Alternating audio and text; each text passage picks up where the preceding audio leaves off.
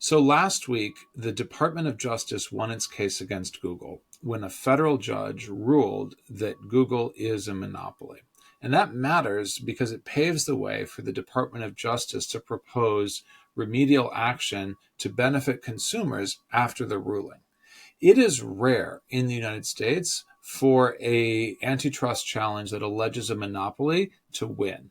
In fact, the biggest example I can think of happened over 2 decades ago when Microsoft faced a breakup proposal from the Department of Justice over a similar kind of ruling under antitrust legislation.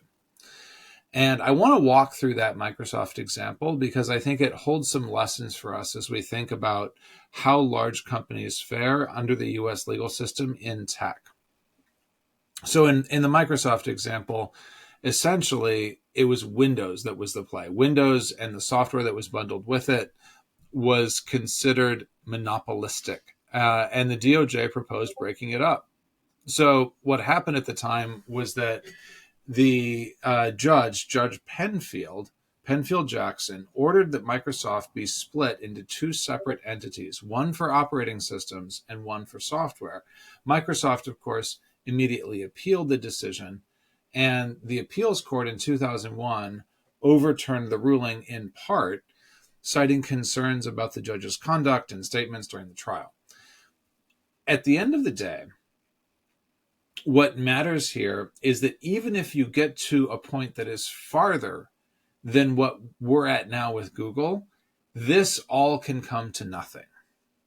So in that situation, Judge Penfield said yes to breaking up Microsoft as a remedy, and Microsoft appealed and still got it overturned.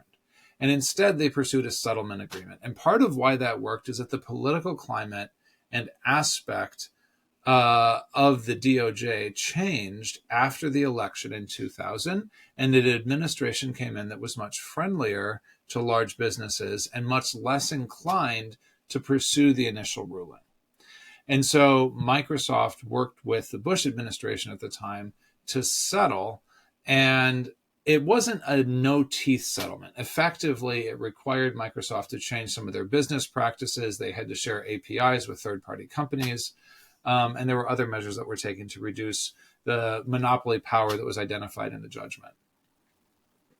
But long story short, the pace at which the legal system moves to address these things and the caution that the legal system exercises before employing a drastic solution like a breakup implies strongly that even though the DOJ won their antitrust case, it's still a long, long way to go before anything as drastic as a breakup would occur. And I think that's reflected in the way stock prices have behaved since the announcement yesterday. They've shifted down a little bit.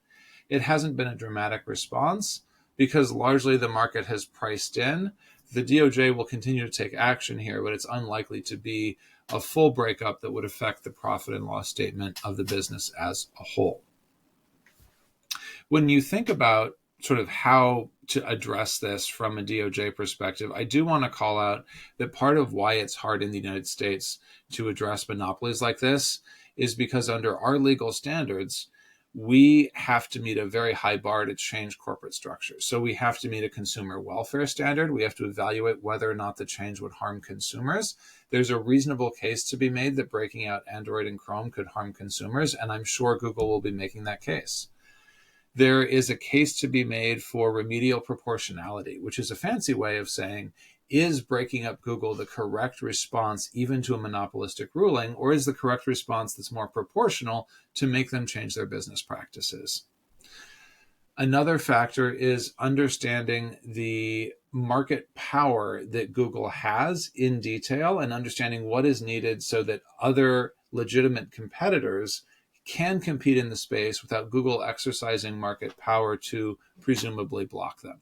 And that's a really sticky one because in a sense, you're sort of anticipating hypotheticals, and it's difficult to do that effectively when you're making a ruling like this. I want to call out just a couple of other.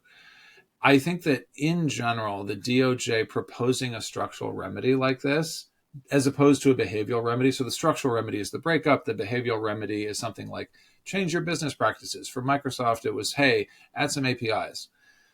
The structural remedy is the more extreme one. The fact that they floated it from a game theory perspective suggests to me very strongly that that was, one, an intentional leak, and two, a leak that was designed to remind Google that DOJ can make their lives quite difficult after this ruling, and to make Google more amenable to a behavioral remedy solution that DOJ is actually contemplating.